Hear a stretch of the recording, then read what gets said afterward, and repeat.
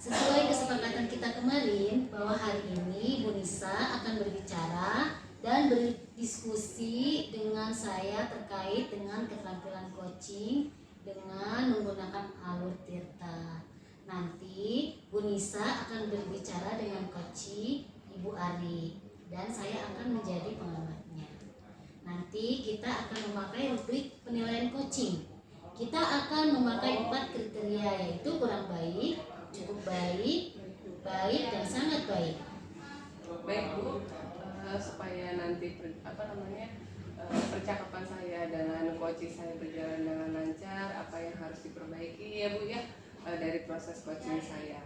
Oke. Nanti kompetensi coaching apa yang akan Ibu Nisa kembangkan kepada coaching Ibu Ari? Ya, kompetensi coaching yang akan saya kembangkan dalam percakapan saya dengan coaching saya yaitu kehadiran penuh, mendengarkan secara aktif dan memberikan pertanyaan yang berbobot kepada coaching saya, Bu. Oke, dari 3 kompetensi yang tadi Bu Nisa katakan, secara spesifik mana yang akan ditekankan untuk observasi nanti? Ya, dari 3 kemampuan coaching yang akan saya kembangkan, salah satunya yaitu kehadiran penuh, Bu. Oke, apa indikator ketercapaian dalam kompetensi tersebut menurut Bu Nisa? Indikator yang ketercapaian menurut saya yang dalam kehadiran penuh yaitu fokus dalam permasalahan yang coaching utarakan, lalu menatap coaching saya secara penuh, terus yang berikutnya tidak melakukan aktivitas apapun dan menyimak yang diutarakan oleh coaching saya. Oke, untuk mengetahui bagaimana Bu Nisa bisa mencapai apa yang diharapkan dalam pengembangan kompetensi coaching nanti, kapan akan dilaksanakan proses coachingnya Bu Nisa? Nanti Bu, siang ini saya akan menghubungi Bu Ari untuk melakukan coaching. Oke, baik. Jadi nanti setelah mengamati percakapan Ibu Nisa dengan coachingnya, saya akan menyampaikan ketercapaian dari pengembangan kompetensi coaching yang Ibu harapkan. Ya, baik Ibu, terima kasih. Semoga proses coaching saya berjalan dengan lancar. Mohon arahannya Bu Iko. Terima kasih. Oke, selamat menjalani tugas Bu Nisa. Terima kasih Bu Iko. Assalamualaikum Bu Nisa.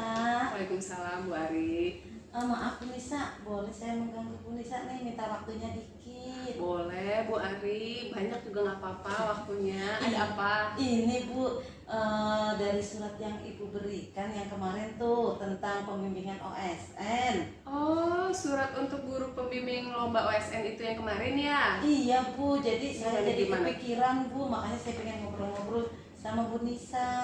Oh, sekarang saya mau tanya dulu, apa sih tujuan intinya nih dari pembicaraan Bu Ari untuk saya? Iya Bu, jadi saya gini Bu, saya nih pengen ngobrol dengan Ibu, ini sebenarnya saya mampu nggak sih Bu dalam membimbing OSN ini Bu? Karena saya lihat saya masih ada guru-guru lain yang lebih mampu gitu Bu dari membimbing OSN ini. Apa yang membuat Bu Ari jadi nggak ngerasa percaya diri? Jadi gini ya Bu ya, dalam pembimbingan OSN itu tentunya kan tidak semua guru bisa membimbing ya Bu ya. Jadi Iya, kan? ada kemampuan khusus yang harus bisa dikuasai oleh pembimbing OSN itu Bu. Memang apakah ada kriteria untuk seorang guru agar mempunyai kemampuan khusus untuk membimbing lomba OSN? Ada Bu, tentu Bu. Yang pertama nih, guru dalam membimbing OSN itu harus punya pikiran yang kritis. Jadi tidak hanya bisa menyelesaikan soal, itu tidak Bu. Dan yang kedua tuh pikirannya harus logis Bu. Jadi dalam penyelesaian soal-soal itu tidak hanya berdasarkan rumus saja Bu. Oh gitu kriterianya. Sekarang saya tanya lagi ya Bu Arya, mohon maaf nih. Kalau misalkan ada skala angka 1 sampai 10, kira-kira Bu Ari termasuk kriteria yang nomor berapa? Kalau dari kriteria itu sih adalah 8 Bu. Udah 8, bagus berarti. Iya, karena kan sebenarnya nih Bu, maaf ya Bu ya, sebelumnya saya kan juga pernah nih membimbing jadi pembimbing OSN tapi di tingkat SMP karena dulu kan saya ngajar di SMP Bu. Terus yang kedua, latar belakang pendidikan saya kan juga pendidikan matematika. Saya pikir cukuplah untuk jadi bekal saya membimbing OSN itu Bu.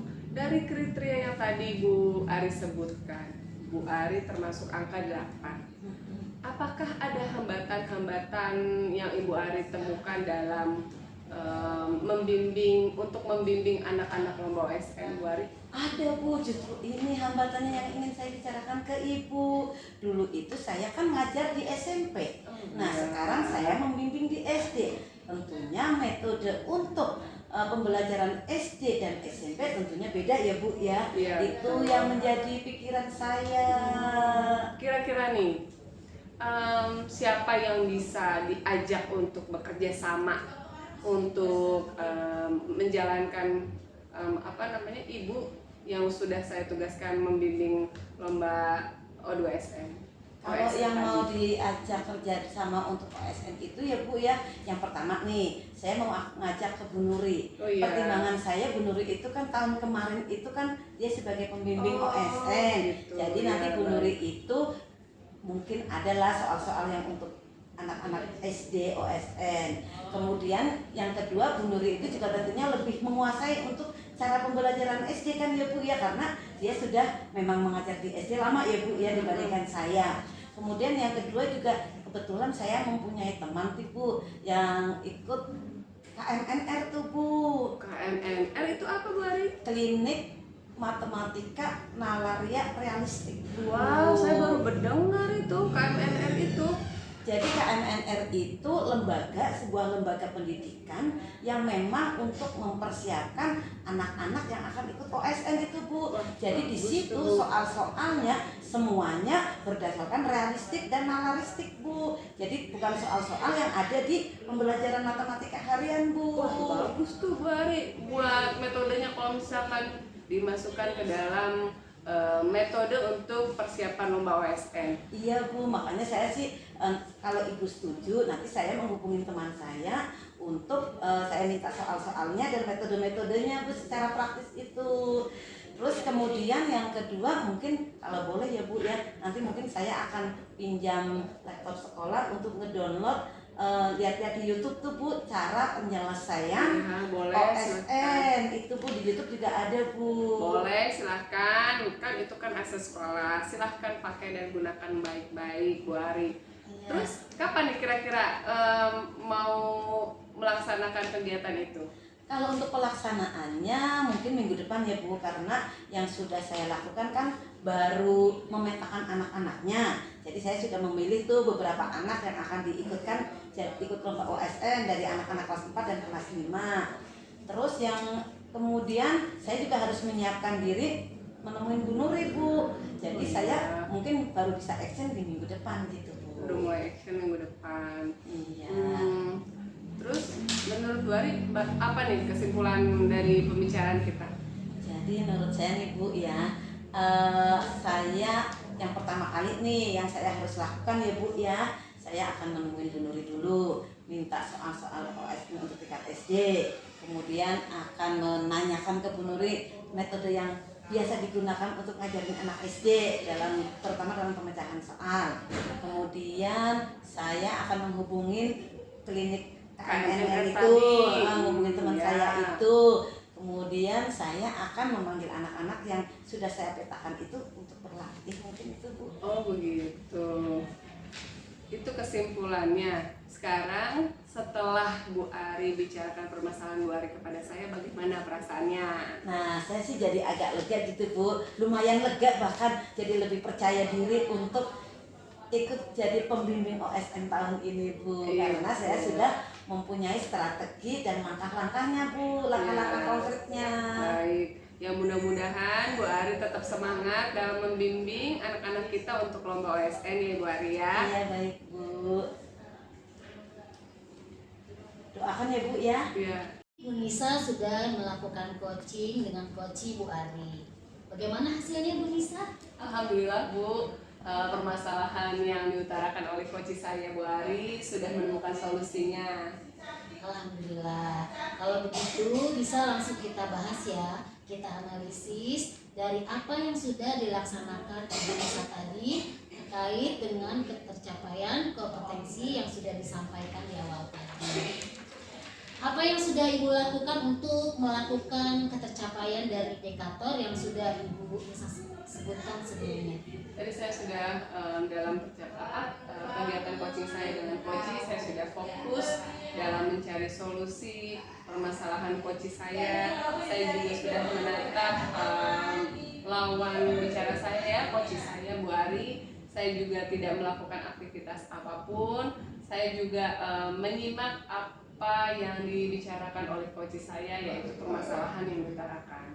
Oke, baik. Sesuai dengan yang saya amati tadi, Bu Nisa sudah hadir secara penuh untuk coaching Bu Ari dan juga sudah mendengarkan secara aktif. Sekaligus juga tadi Bu Nisa sudah memberikan pertanyaan-pertanyaan berbobot untuk coaching Bu Ari.